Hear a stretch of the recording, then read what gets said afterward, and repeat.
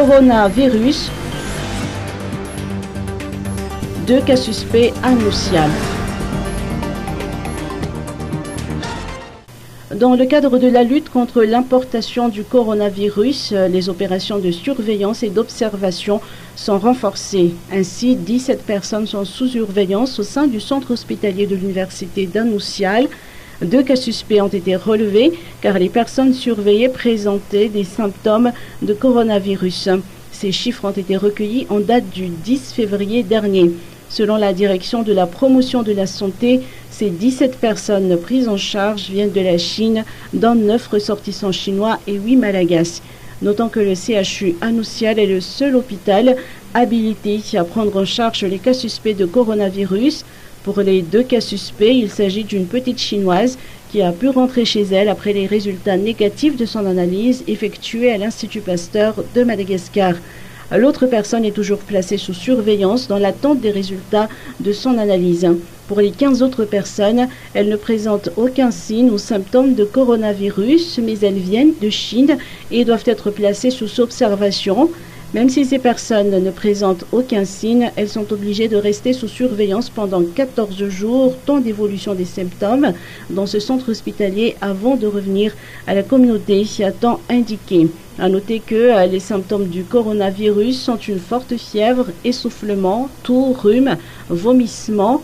Aucun cas confirmé de coronavirus n'a été détecté dans la Grande Île.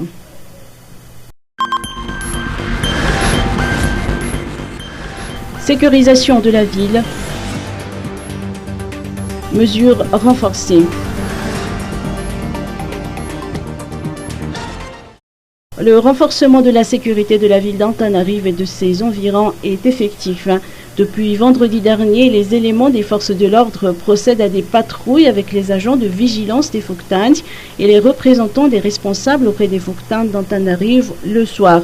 Au niveau de la police nationale, les agents participent aussi à la sensibilisation de la population sur le respect des passages zébrés. De ce fait, des piétons ont précisé aujourd'hui l'efficacité de l'application de ces mesures de sécurité. L'adoption de ces mesures, notamment la collaboration des forces de l'ordre avec la population, est bénéfique pour les habitants afin d'assurer leur sécurité dans leur Fouktans. Là, une passante a précisé que la sensibilisation de la population concernant les dispositifs entrepris dernièrement de passer sur les passages zébrés permettra d'éduquer la population au respect des lois. Concernant les patrouilles de nuit, la collaboration doit être renforcée afin d'éliminer tout acte de violence et de banditisme auprès de chaque Fouktang. Ainsi, les habitants de la ville précisent que le renforcement des mesures de sécurité auprès des Fouktang est un pas vers le développement puisqu'elles assurent la sécurité des biens et des personnes. Pour les personnes rentrant tard la nuit, l'existence des patrouilles est fortement encouragée pour assurer leur sécurité, a précisé Touch. Analamaïnt, mobilisation de policiers en tenue civile. Depuis quelques jours, le Fouktan d'Analamaïntsville applique de fortes mesures de sécurité pour assurer la sécurisation de ses habitants. Selon Nyadjinan Ranjanatuan, président du Fouktan d'Analamaïnstanan, des policiers en tenue civile patrouillent aux alentours d'Analamaïns, notamment à l'arrêt des bus, afin d'instaurer l'ordre et la sécurité. L'application de ces mesures de sécurité est partie du constat que le Fouktan est considéré comme une zone rouge. Pour la sécurisation de la nuit, ces éléments des forces de l'ordre accompagnent les agents de vigilance des Fouktang dans la réalisation des patrouilles, a-t-il précisé. De nombreuses victimes de vol ont été constatées près de l'arrêt de bus d'Analamaïns. La mobilisation de ces policiers en tenue civile permettra de faciliter la capture des voleurs et d'assurer la sécurité des personnes dans les rues, selon toujours le président du Fouktan. Ainsi, ce dernier n'a pas manqué de remercier les éléments des forces de l'ordre et les agents de vigilance pour leurs efforts et leurs contributions dans la sécurisation du Fouktan. Gaz domestique, hausse des prix.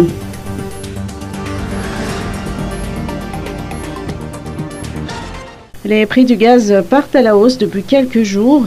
Auprès des stations Galana, par exemple, les bouteilles de 4 kg se vendent désormais à 37 000 ariages, si elles étaient auparavant à 34 000 ariages.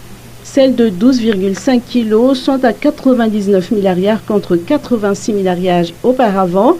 Les usagers espéraient pourtant une baisse du prix du gaz. Le projet de loi de finances 2020 prévoyant une exonération de TVA du gaz domestique. Cette disposition n'a cependant pas été retenue dans l'ordonnance 2019-016 du 18 décembre 2019 portant loi de finances 2020. Le gaz est une énergie puissante avec l'avantage d'être une énergie propre, préservant la santé et l'environnement. Outre les avantages sur l'environnement, le gaz est beaucoup moins dangereux que le bois de chauffe et il n'est pas nuisible à la santé alors qu'il est doté d'un pouvoir calorifique élevé et constant. À noter que le charbon émet 2 fois plus de gaz à effet de serre que le butane. Le développement de l'utilisation du gaz à Madagascar, pour sa part, peut contribuer à la protection des forêts et d'une biodiversité unique au monde.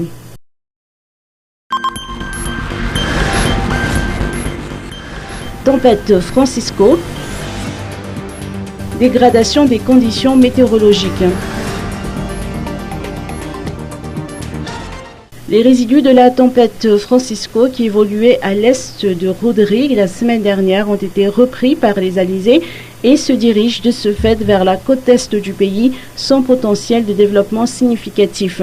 Aujourd'hui, à midi, son centre a été localisé à 500 km à l'est de Brickaville, faisant cap d'ouest-nord-ouest à une vitesse de 18 km à l'heure. La tempête est prévue atterrir aux environs de Brickaville et de Manour. Elle va engendrer une dégradation plus ou moins généralisée des conditions météorologiques sur le littoral est et les hautes terres par forte pluie à compter de la nuit de ce vendredi jusqu'à dimanche. Une vigilance forte pluie est lancée pour les districts suivants. Vigilance jaune pour Brickaville, Manour, Vatman, Chiatanabomanampouch, Sinusvaj, Manazar, Manakaj et Vuipin. Une vigilance verte est lancée pour Fenorivatsnan, Vavaten, Thomasna 1 et 2, Ambatonjazak, Mouramang, Anusbeanal, Marlamp, Fanadine, Ikung, Manzakanjin, Antanarivavarach, Antanarivrenvuij, Antanarivatsimjan, Anjamasan, Ambatulamp, Atanfout, Siantirabe 1 et 2, Fanjin, Amboucht, Manajin et Amboumassou.